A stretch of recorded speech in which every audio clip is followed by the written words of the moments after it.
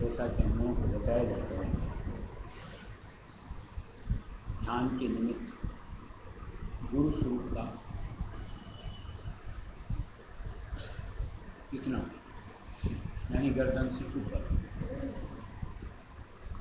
इसमें जैसे आँख, नाक, कान, मुंह सब होते हैं। ये हम जब अपने आप को आज्ञा चक्र से शुरू करते हैं तब से वो स्वरूप ऐसा है। और जैसे जैसे हमारी गति बढ़ेगी, यूं को चाहे सूरत सप्त देश रायसुन देश प्रवेश करेगी, वहां पर जो मालिक का स्वरूप, उसमें भी स्वरूप तो यही रहेगा। पर क्या चीज का होगा? तेज का।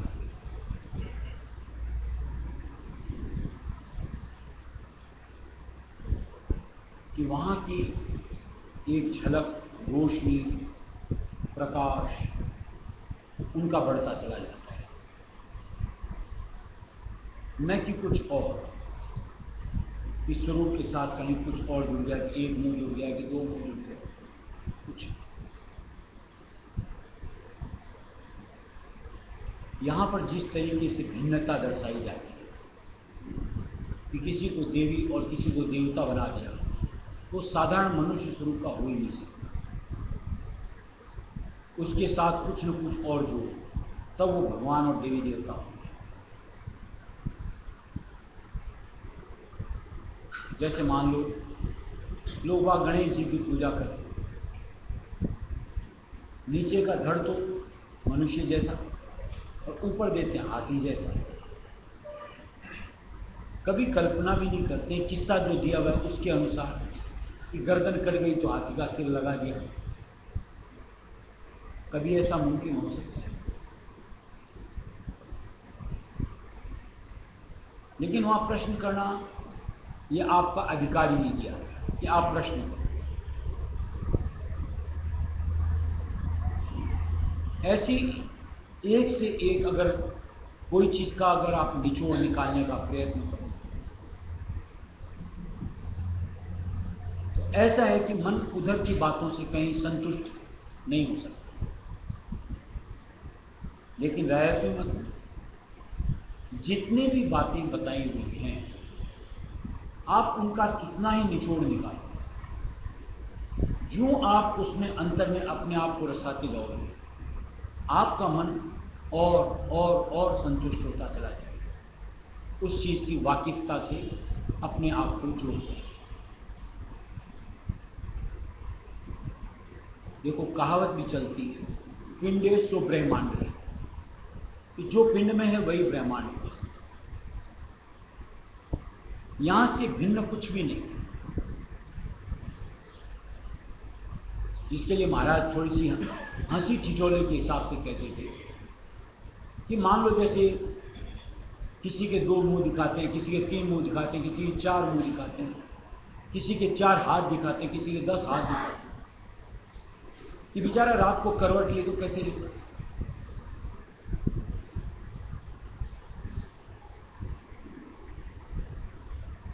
समझाने का तात्पर्य था कि एक जो सहज इंसानी स्वरूप हो सकता है वही सहज तरीके से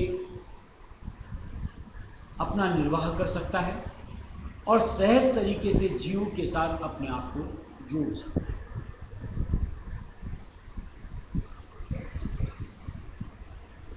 गरिमा कहो, महिमा कहो, ये बाहरी विचित्रता के साथ नहीं, गरिमा और महिमा जो होती है उनके मुखमंडल की आभा से होती है, जो कि भक्ति के तेज, ऊपर की दात कि वहां का जो कनेक्शन उसकी वजह से। इसके अलावा और कोई भिन्नता निश्चित मान लेनी चाहिए कि फिजूल की बात है, जिसके लिए मालिक ने समझाने के लिए ऐसा दिया हुआ है कि जैसे मान लो आप अपन अंदर में बनियान पहनते हैं, बनियान में हाथ कटे होते हैं, गर्दन कटी होती है, उसके ऊपर अपन मान लो एक शर्ट पहनते हैं, उसमें भी बांह कटी होती है, गर्दन कटी होती है। अब इसके ऊपर जैकेट पहन लो या कोट पहन लो, उसमें भी वही ना होगा, उनमें कहीं भिन्नता हो सकती है। हम आम इंसानों को मालिक ने ऐसा बना दिया और स्वयं कुछ भिन्न हो सकते हैं।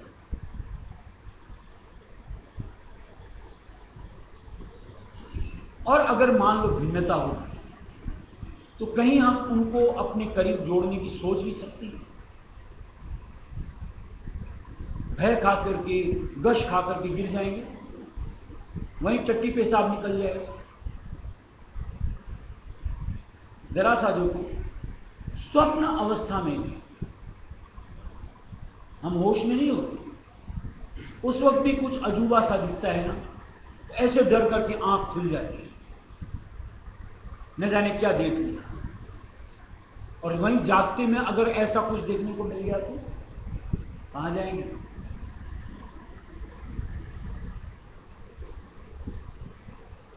और वैसे भी अगर आप सोचो तो मालिक का काम जीव का काम बनाना होता है, न कि उसको बिगाड़ना। और जीव का काम बनाने के लिए जीव किसी दशा में उनको अपना संग जीव को मुहैया कराना पड़ता है, चाहे वो रहस्य में दयालु क्यों न।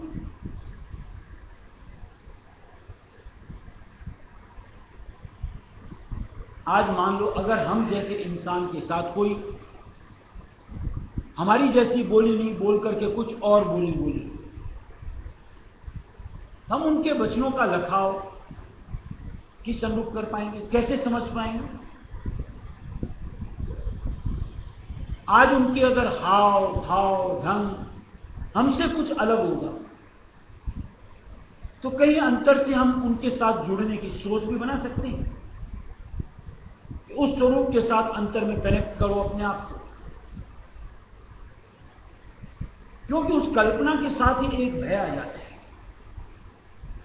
जैसे नरसिंह अवतार बताते हैं कि ऊपर का मुंह था शेर का, अब शेर की कल्पना करने कोई बैठो, रोंगटे खड़े हो जाएं। हम तो सृष्टि के आदि पुरुष की बात कर रहे हैं, रायचंद्र दयाल जी। अगर उनमें इतनी विचित्रता दर्शाई हुई है तो उनकी विचित्रता का तो कोई वार और पार ही नहीं हो सकता। कैसे हम उनके साथ अंतरंग हो सकते हैं और कैसे उस छवि को अंतर में समा करके उनकी कल्पना के आधार से इस मंडल से उस मंडल पहुंच सकते हैं।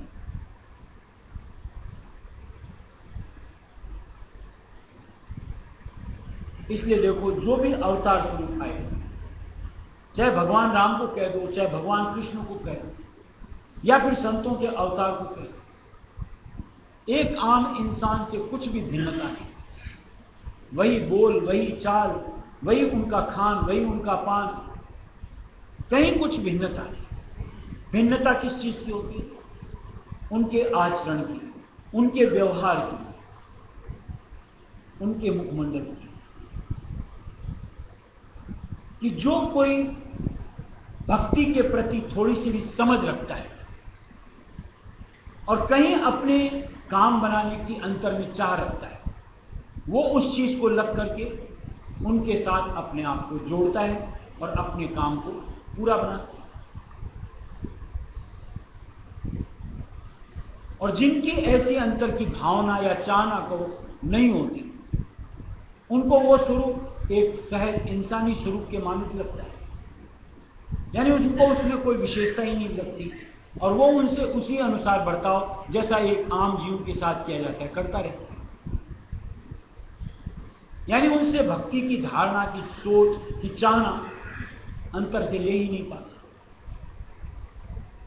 आज चाहे भगवान राम की शागिर्दगी में कह दो और चाहे अपने महाराज की शागिर्दगी में कह दो,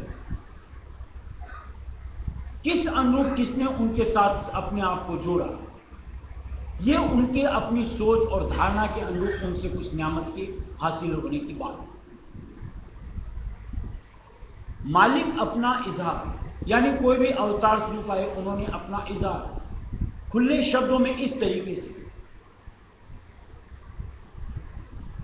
कहीं नहीं दिया, और किन्हीं को दिया भी तो जो उनके अति करीब हो गए, उन्हीं के ऊपर अपना इजहार दिया।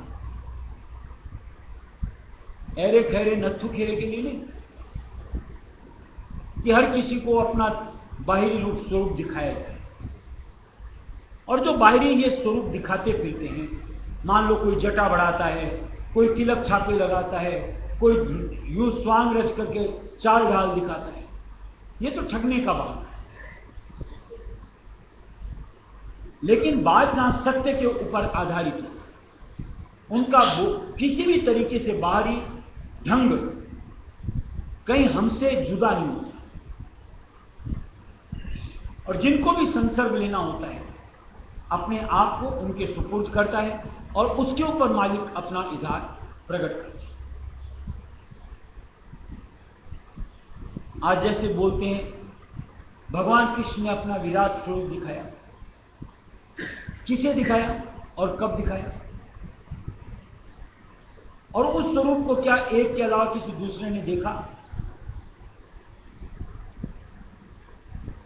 तादाद तो वहां उसी जगह जहां उन्होंने विराट स्वरूप का वर्णन जैसा ग्रंथों में दिया हुआ है, करोड़ों की संख्या में थे वहां पर युद्ध भूमि में, रण क्षेत्र में। क्यों सिर्फ अर्जुन ने लिखा? क्या बाहर में दिखाया गया? नहीं, ये अंतर का है।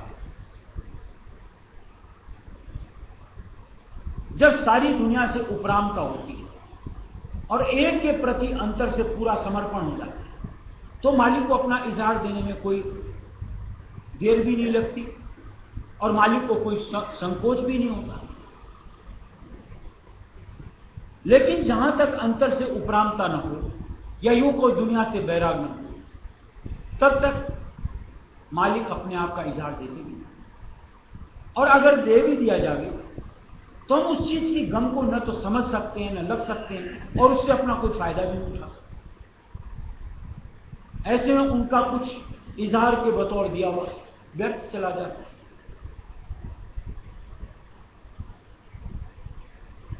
और इसीलिए अपने बानी में दिया हुआ है, प्रगट में होए हरकत। मालिक प्रगट रूप से सामने नहीं आते, शब्दों से जीवों को चिताते हैं, लखाते हैं। अपनी महिमा अपने मालिक रायस्मी दयाल की महिमा, और जो उनके साथ जुड़ता है, उनके वचनों को धारता है, अपने आप को कहीं ना कहीं एहसास, आभास इस चीज का कि वो सहज आम इंसान नहीं, मालिक की सत्ताधार, अपने आप को उनके साथ जोड़ता है, अपने आप को उनके ऊपर कुर्बान करता है और भक्ति की नियामत हासिल करता है। ये रवैया होता है साकार के साथ अपने आप को जोड़ करके, उनके जरिए से निराकार के साथ अपने आप को जोड़ने का, उनको हासिल करना। जैसे बात की यहां से स्टार्ट करना उस मालिक के स्वरूप को जो उन्होंने धरा हुआ है। जब तक आप बाहर उस चीज के मर्म को नहीं समझोगे, यानी उनके महत्व को नहीं समझोगे, तब तक उनके स्वरूप की कल्पना आप यहां आज्ञा चक्र पर नहीं कर सकते। क्योंकि आपको अगर वो साधारण इंसान लगेगा, आपको उनकी जरूरत ही महसूस नहीं होगी। मैं एक इंसान का स्वरूप अंतर में हूं, और वही अगर आपको उनमें मालिक का स्वरूप दिखता है, गुरु स्वरूप देखने को मिलता है, तो आप बड़ी सहजता से उस स्वरूप के साथ यहां पर अपने आप को जोड़ सकते, सिमटाव ले सकते, अंतर की गति बना सकते। इसलिए पहले बाहर से अपने आप को इस अनुरूप उनसे जोड़ना कि उनमें एक आम इंसान से हमको कुछ भिन्नता दिखे, एक अलग स्थिति देखने को मिले, ऐसा महसूस हो कि नहीं हमारे जैसे तो नहीं, कुछ अलग है। और कुछ अलग कहो तो निश्चित तौर से मालिक से भरपूर या उनको साकार मालिक। फिर हमको उनकी हर गतिविधि प्रिय लगती है, हर उनके वचन अंतर को समाते चले जाते हैं, और हर वक्त अपनी चाह सिर्फ उनके करीब अपने आप को पाने की। तब कहीं जब जाकर के इस नश्वर जगत से छुटकारा होता है, इस मनीराम के इस स्थान से छूट करके ये आज्ञा चक्र के घाट पे हमारा अधिकार है, और तब हमारी आगे की गतियां बननी शुरू।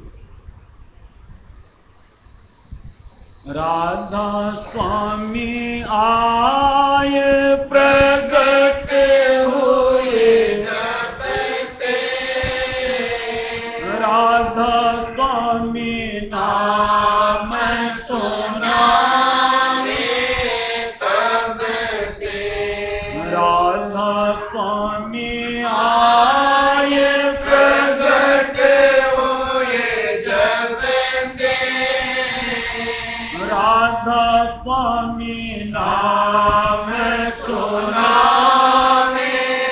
तब से, राधा स्वामी नाम जपो मैं मन से, राधा स्वामी दर्श मिला तन से, राधा स्वामी दर्श करो नैनन से, राधा स्वामी वचन सुनो सरवन से, राधा स्वामी सुनत रहो जियरे से, राधा स्वामी कहत रहो जियरे से, राधा स्वामी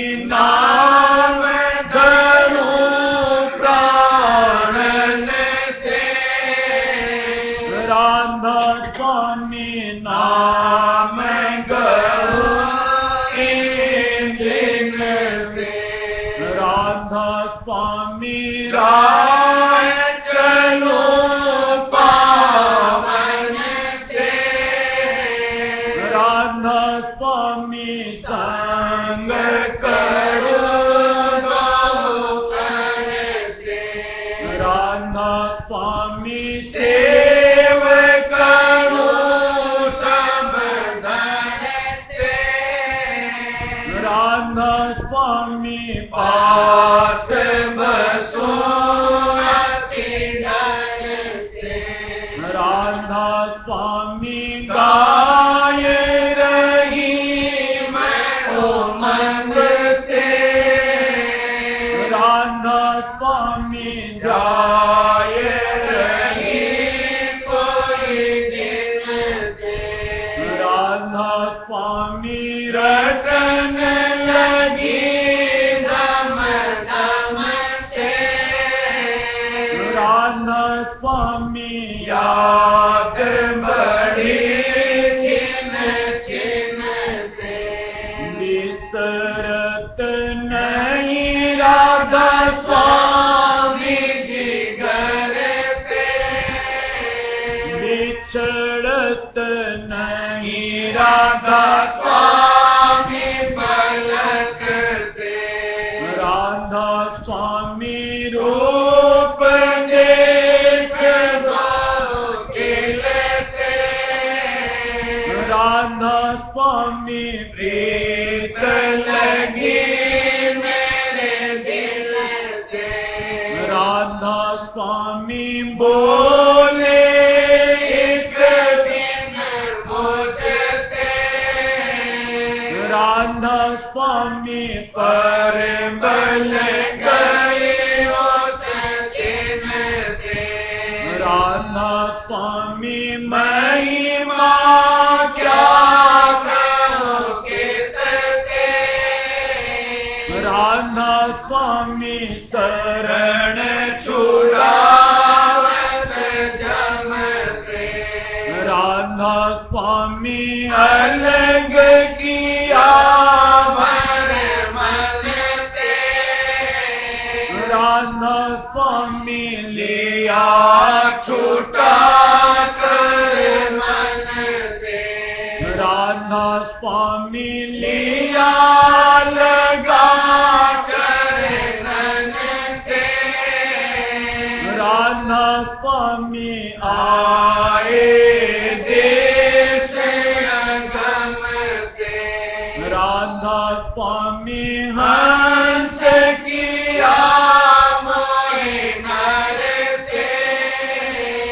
राधा स्वामी दान दिया निज घर से। राधा स्वामी वेद सुनाया दूर से। राधा स्वामी मोहि छुड़ाया हमसे।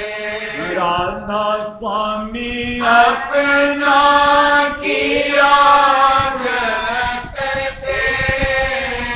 राधा स्वामी निपट बचाया छल से। राधा स्वामी पार किया भव जल से। प्रेम लगा राधा स्वामी गुरु से। मैं चकोर और राधा स्वामी चंद से। मैं कमला राधा स्वामी भान से। मैं कोकिल राधा स्वामी अम्ब से। मैं भंवरा राधा स्वामी कमल से। मैं दिन कर राधा स्वामी गगन से। मैं फन धर राधा स्वामी मणि से। मैं बाली राधा स्वामी मात से। मैं कुमार राधा स्वामी तात से। मैं दर्दी राधा स्वामी शांति से। मैं चकवी राधा स्वामी क्रांति से। मैं गाय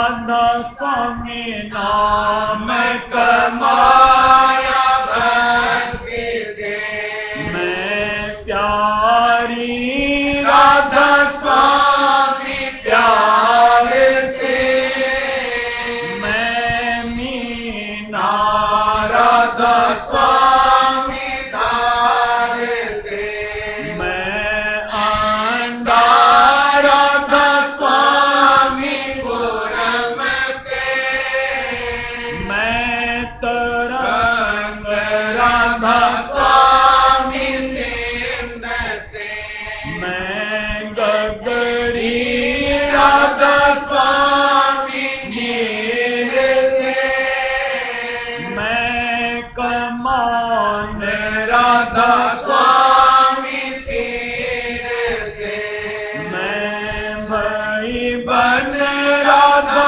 स्वामी सिंध से मैं हुई तन राधा स्वामी जान से मैं वृक्षा राधा स्वामी सुफल से मैं सर मैं शाखा साखा राधा स्वामी फूल से मैं दीपक पक राधा स्वामी ज्योत से मैं समुद्र राधा स्वामी स्रोत से मैं धरणी राधा स्वामी मेघ से मैं तोरा राधा स्वामी तेज से मैं देही राधा स्वामी नैन से मैं रसना राधा स्वामी बैन से मैं लोहा राधा स्वामी नाव से मैं निर्धन राधा स्वामी साव से मैं सीपी राधा स्वामी स्वाति से मैं मोहित राधा स्वामी भांति से मैं जीती राधा स्वामी दाव से मैं तिरुपत राधा स्वामी भाव से मैं व्यंजन राधा स्वामी नौन से मैं अंकुर राधा स्वामी कौन से मैं तारा राधा स्वामी व्योम से मैं कमुदन राधा स्वामी सोम से राधा स्वामी मैं चली मैं घट से राधा स्वामी चरण पकड़ मेरी हट से राधा स्वामी मोहि हटाया कपट से राधा स्वामी पार किया दिल तक से राधा स्वामी बंक चढ़ाया जट से राधा स्वामी घाट मिलाया घट से राधा स्वामी द्वार खुलाया त्रिकुट से राधा स्वामी हंस किया कर तट से चढ़ी महासुन राधा स्वामी बल से राधा स्वामी शुद्ध किया कलमल से राधा स्वामी आज मिलाया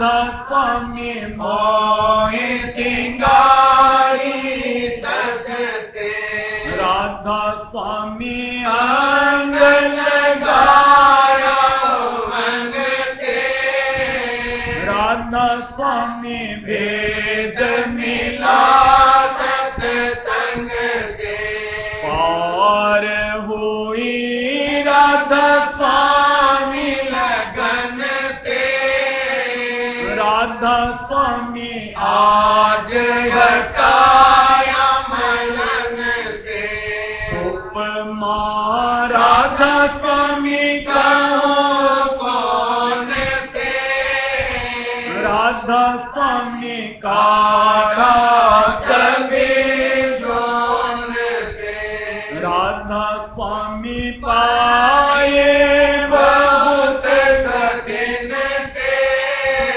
मिल गए राधा स्वामी बड़े जतन से क्यों अमीर राधा स्वामी धुन से जायर लो राधा स्वामी धुन से क्यों अमीर राधा स्वामी धुन से जायर लो राधा स्वामी सुन से राधा स्वामी आए प्रगट हुए जब से राधा स्वामी नाम सुना में तब से राधा स्वामी आए प्रगट हुए जब से राधा स्वामी नाम सुना में तब से। और देखो जो बाहरी हाव भाव से जीवों को लुभाना चाहते हैं, सबसे पहले मन में एक ठिठक आ जाना चाहिए। आखिर वजह बाहरी हाव भाव का प्रदर्शन वही करेगा जो अंतर से पूरा होगा नहीं।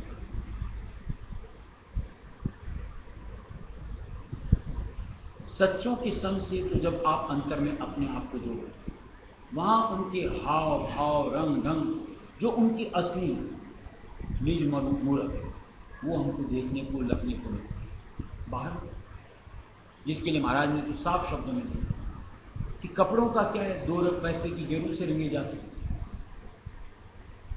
2 पैसे गेरू के कपड़े नहीं रंगे अपने आप को साधु कहलाने लगते, पता नहीं होता कि वो स्वाद रूप है साधु नहीं।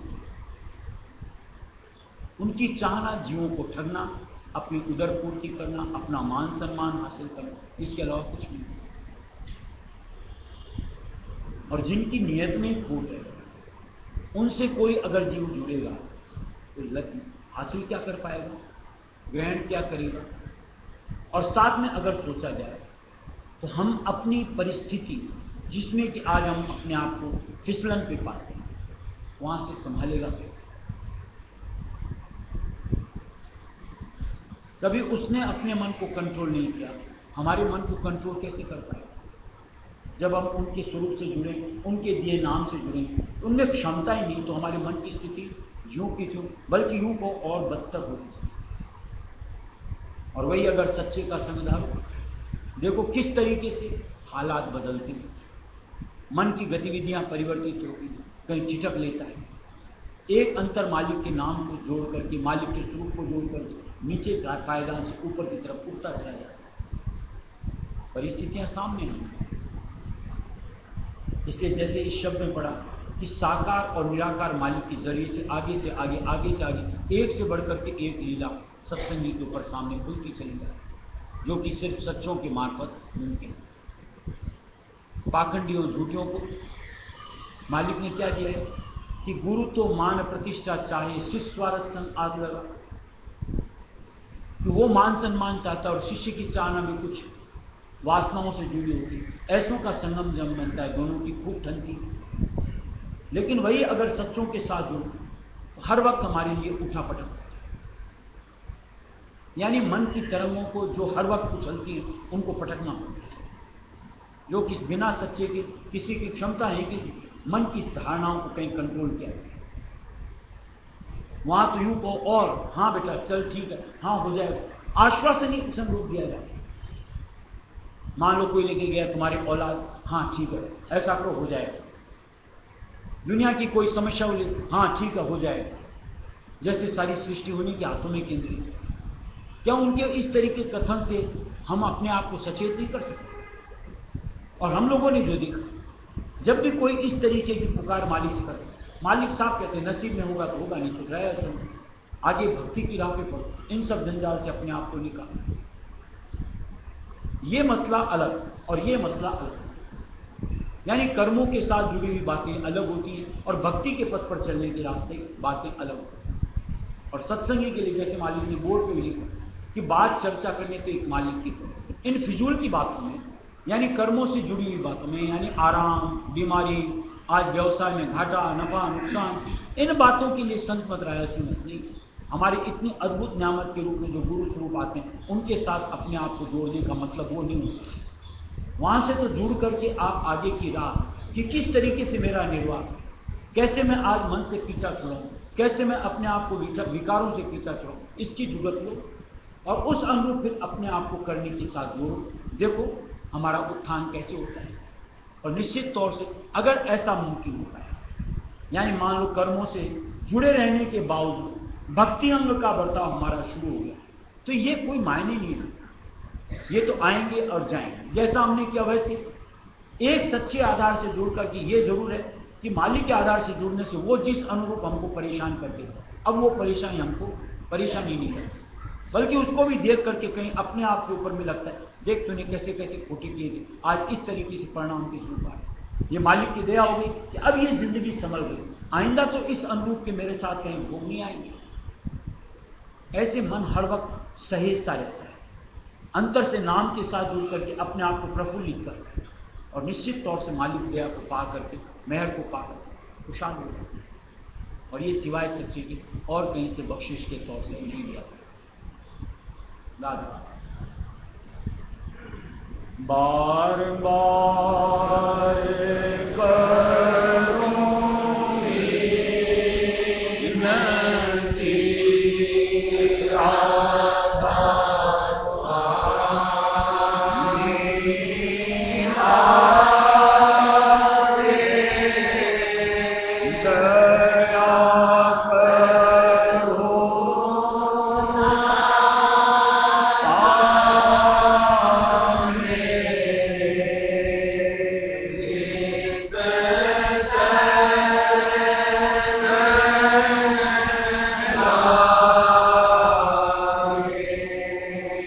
जनमय